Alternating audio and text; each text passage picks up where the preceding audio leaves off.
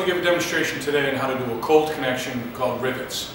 It's a common way to apply or secure two pieces of metal together with a short piece of wire that fits between a hole in each piece, and it will become clearer as I give the demonstration, I hope. And I'm going to start with just some illustrations of it, and you can pause this on your laptop or your computer and get a better look at it. I do the rivets a little bit differently than a lot of people. I use a length of wire instead of cutting the wire to a really short piece. I find it easier to hold, and when I'm teaching students, beginners, I find this is a lot easier for them. And what I do essentially is I'll take a piece of wire, round wire. In this case, it's 14 gauge wire that's 1.6 millimeters thick, and I will put it in a vise after I file the end flat, and I have it sticking up to about the same amount, 1.6 millimeters. And I just do that by eye. However thick the wire is, that's how much I want it sticking up above the vise. And I'll hammer it with a rivet hammer, like this. And I use the wedge on it, which spreads the metal in this direction. And I start that and tapping very lightly on the rivet, and then I'll go perpendicular and do the same thing until I spread out enough of the head of the rivet that it won't go through the hole. And then I finish it off with a little planching on this end. And if you look at this illustration here, it will flare out like a nail head or a mushroom cap. And sometimes I'll file underneath the very edge of the rivet just to clean it up a little bit. Once that's done, I'll have my pieces of metal prepared that I want to join. And in this case, I have two squares, one on top of another, one that's larger. It's important to note that the top piece, I will drill all of the holes for the rivets if I want more than one rivet. If it's one rivet, it'll tend to move around and pivot, so I like at least two. And in this illustration, I have 4.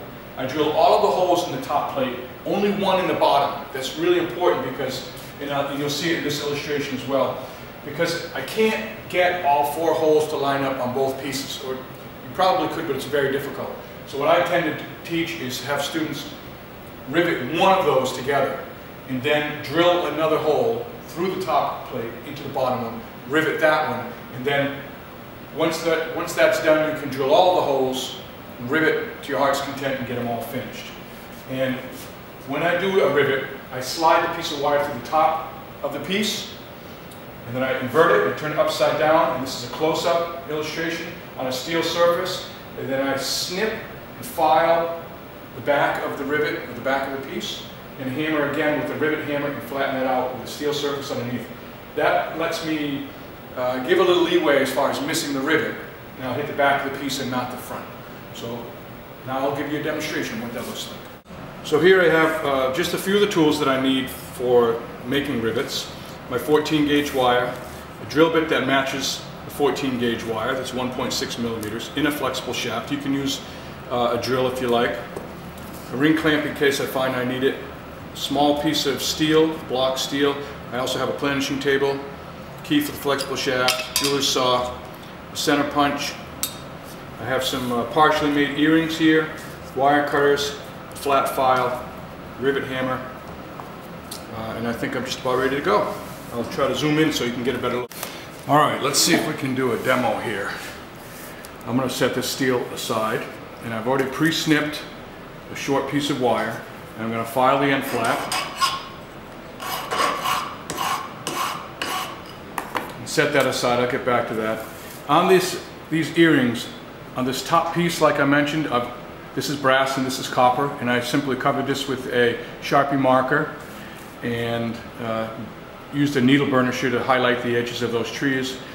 I've drilled one of the holes that lines up with one of the 3 top holes, and there's a hole for the earring loop right there, and I'm going to rivet just that. So initially they were started like this, and I just marked them, ready to be put together. And to drill, I will put a very small indentation exactly where I want the drill bit to go. That will keep my drill bit from dancing around a little bit. Remember to drill slowly. If you drill too fast, a lot of times the drill bit won't get a chance to catch.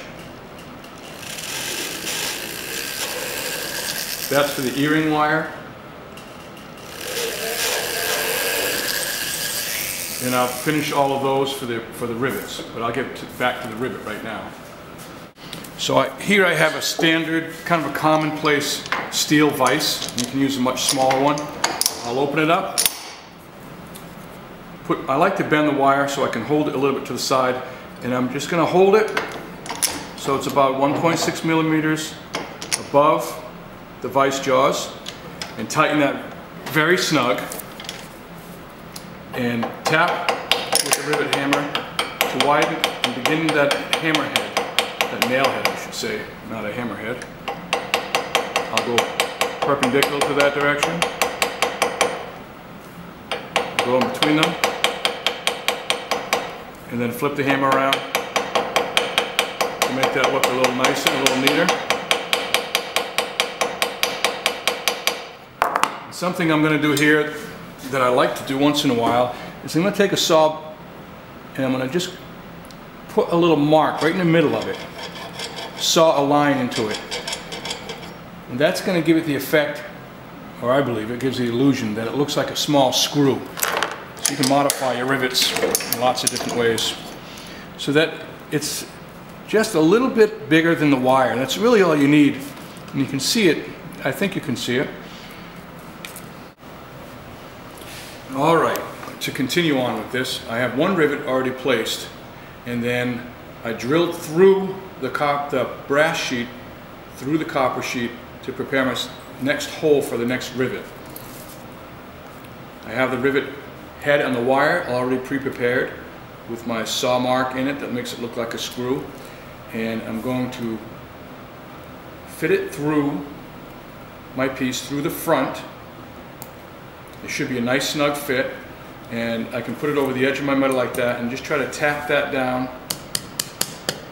a little bit better fit, flip it over, and that's just some Sharpie marker I have on the back. Lift the wire cutters just a touch above the surface, and with some experience you'll be able to gauge this a little easier. First time you might have it a little long, but in the end you're going to file it to the length you want anyway. File that nice and flat, and start to spread the end of that rivet with your rivet hammer. Work perpendicular to that.